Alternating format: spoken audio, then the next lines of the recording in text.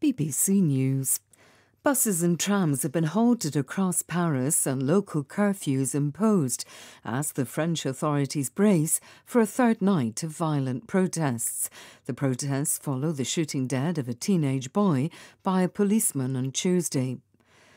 President Biden has said the Supreme Court is out of touch with American values after its conservative majority voted against the use of affirmative action policies at universities. The court ruled it was not permissible to consider someone's race during the admissions process. Google says links to Canadian news outlets will not be available on searches within the country in the future. The company is removing them because of a new Canadian law that would make it pay the outlets. A huge explosion close to the headquarters of Sudan's army has rocked the capital Khartoum as fighting continues between the country's two rival military factions.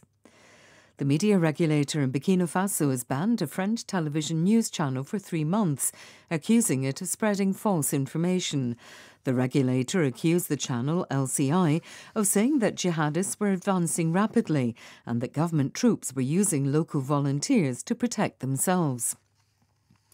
Dozens of people in the Iraqi capital Baghdad broke into the Swedish embassy a day after a copy of the Quran was set alight at a small demonstration in Stockholm. The Iraqi protesters were supporters of the Shia cleric Muqtada al-Sadr. Croatia has revived corruption charges against the country's biggest football star, Luka Modric, 5 years after similar charges were dropped. He is accused of giving false testimony in a football corruption trial.